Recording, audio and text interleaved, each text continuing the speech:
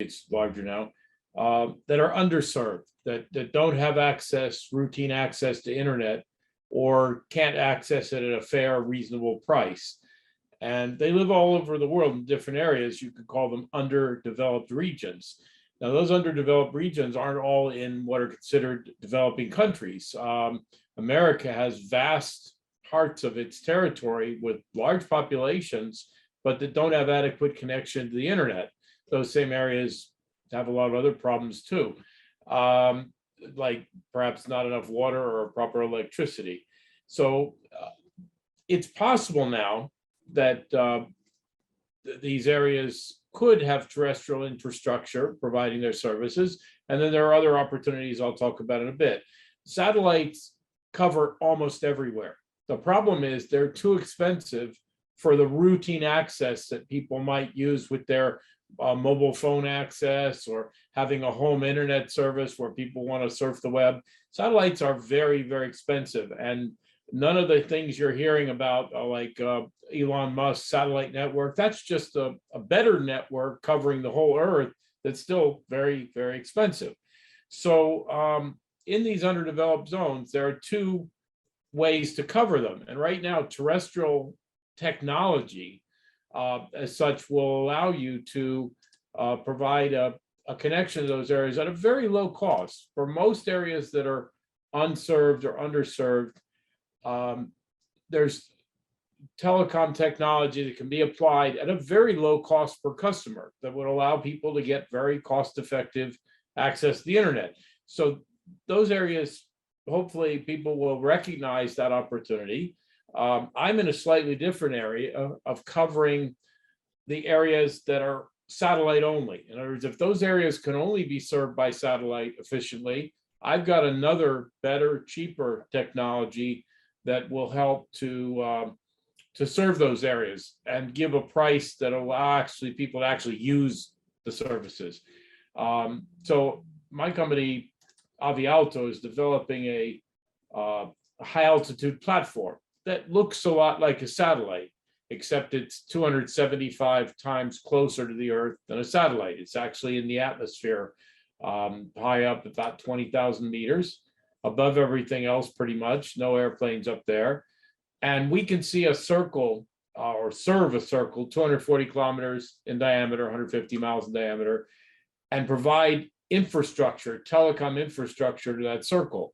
Now, we're not providing that infrastructure to individuals generally. We're providing it to the telecom operators who can then serve those individuals. So we're a mass provider of infrastructure, and mobile phone companies, they want to open new territory, more customers. So if you give them inexpensive access, they'll connect people in those areas. And that's what we'll be able to do, help existing companies operating in existing areas, regions, to provide better service or more service to these areas. This is just an example in Indonesia. Indonesia is very challenging because it has 6,000 populated islands. Some are large and some are very tiny. That's a really challenging environment for terrestrial infrastructure. And so the technology of using this very low Earth orbit satellite type service that we're offering is going to be helpful to them. Now, separate from what my company's doing, closing the digital divide is going to require a bit of cooperation from government and the industries that work with government. And there's a group called the Association for Affordable Internet that this slide here is pretty much plagiarized or co-opted from them, because these are the ideas that they have about how to create. But their biggest concept of Association for Affordable Internet is that a person should be able to pay approximately 1% of their income, their monthly income, and receive some amount of data access in their mobile phone or at a home. And that data access should be adequate for them to do the routine thing. Maybe they're not surfing the net every day or watching videos, but they can communicate with family, get the news, weather, basic data, and operate a business, necessary communication to do some kind of business or contracting work or to keep up with their other business professional needs. So this idea, 1% of the income gives you that much. Now, in some cases, that might be around 2 gigabits of data usage.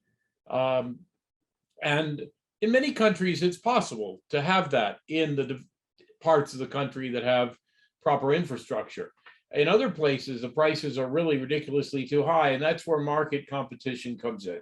You really need some competition so that a monopoly player doesn't take advantage of his market, because as soon as you lower the price, many more people participate. So the regulators in these countries, everything from West Virginia, which has a terrible infrastructure, to other developing countries, needs to be an honest regulator. And there has to be a streamlined way for people to put in new infrastructure so they don't get bogged down in red tape and problems. And the spectrum has to be managed fairly so that people can access it. The companies that want to provide service can access it at a fair price. And there should be no taxation at a very high level, because that defeats the purpose. It's kind of the difference between if a government wants to tax heavily, they can wait till a farmer has some seeds and steal all the seeds, or they can wait till the farmer plants the seeds and steal half the crop. At least when they steal half the crop, everybody gets fed. So governments need to be a little better at thinking about not overtaxing the things that create prosperity and create tax revenue and opportunities for them. Also, for the very poorest people, a universal service fund that gives access so that students in school can access a certain amount of internet to facilitate the learning process. And that's a very basic thing. So that is one of my goals. In my company, we're facilitating that, but also for everyone to think about the fact that this is almost a human right now, the access to information, to be part of our community, to communicate together.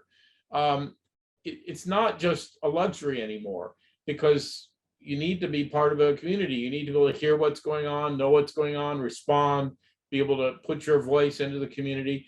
So with 3 billion people outside our community of Earth, that's a serious, serious problem.